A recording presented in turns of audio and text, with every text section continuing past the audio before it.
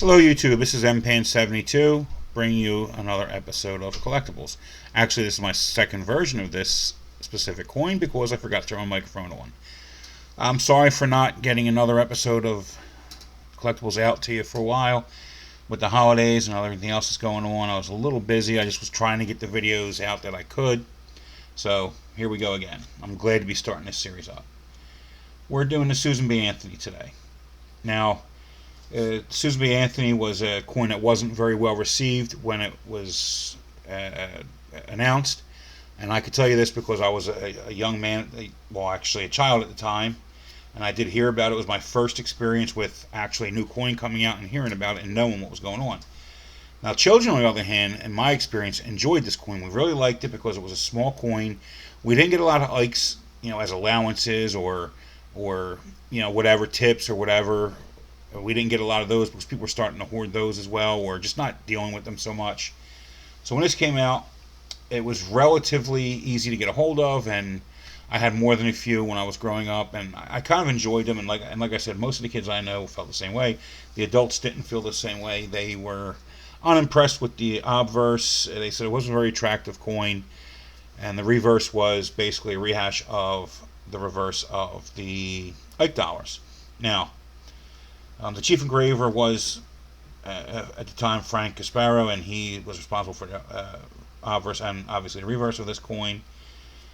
The miniatures ran from 79 to 81 originally, and then 99 they came back out with it. I don't think so much as a commemorative for the 20th year or anything, as what I was reading more along the lines of the mint was expecting a high demand, so they wanted to make sure they had enough with the Sacagawea dollar coming out, which was the predecessor to the Native American dollar. Very high mintage the first year. I mean, we're talking about $750 million or so in the different incarnations. Then it drops down to about 80 million in 80, and it went down even further from there. 81 was just several million for each version. 99 was probably 40 million or so, which is want to happen with newer coins. They get it out there, they throw a ton of them out there just to make sure they can meet demand. And I guess they saw there wasn't a high demand for it, so they kind of lowered the miniatures. Now, the key date would probably be, of this very small run, would probably be the 1981 S Type 2. It's a proof coin, and it's called the Clear S. I actually have that. I got a really good deal on that. I mean, I won't be able to show you the mint mark. It's very difficult to see. You definitely need a scope or a jeweler's loupe to make a difference. Basically, it's called the flat, I believe, S, and the serifs are a little more flattened out, and that's the easiest way to tell. I got this for about $14, along with another 79 proof Type 1, which is worth a few dollars in itself. And it was a new eBayer. Didn't have a lot of reputation, so I took a chance on it. I got it for a pretty good price, just in case I ever decide to go put a set together of it. I have the most expensive coin, the key date. Another relatively expensive coin, relatively meaning $40, $50, is the 79 Type 2 as well.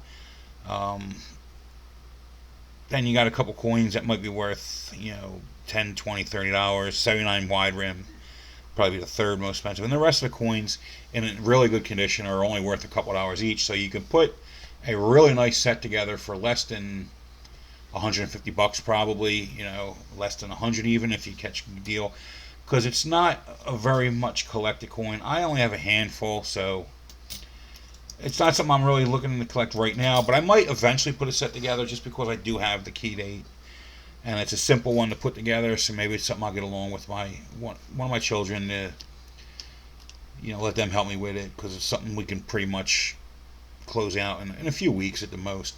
And it's a great series for that.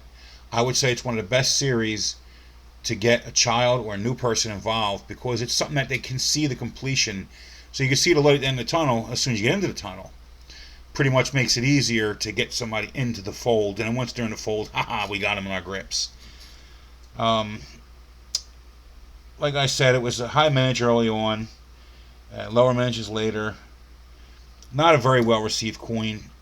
I do see a resurgence of people actually looking into it, and that's probably just a nostalgia because you figure people that have money now are of the age where they can just pretty much, kids are out of the nest and they can spend money on things like this, and so maybe that's part of why I do see a few more people collecting it than ever before. Maybe it is because it's such a simple set. Maybe just the gold and silver rush is getting people into numismatics as well. But it's also a coin of firsts.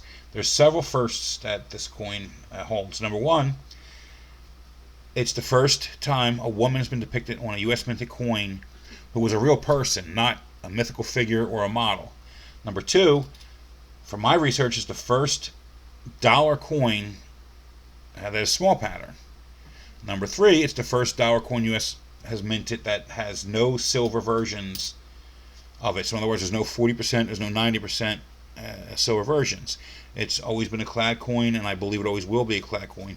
I don't think there's anything out there. As I did my research, I didn't see any silver versions whatsoever, so I believe it's the first in that as well. Well, I hope you liked this episode. Now, if you like my content, please hit the subscribe button. If you like this video, hit the thumbs up button. And if you want more, just click on the notification icon. Thank you for spending time with me, and you have the best day you possibly can.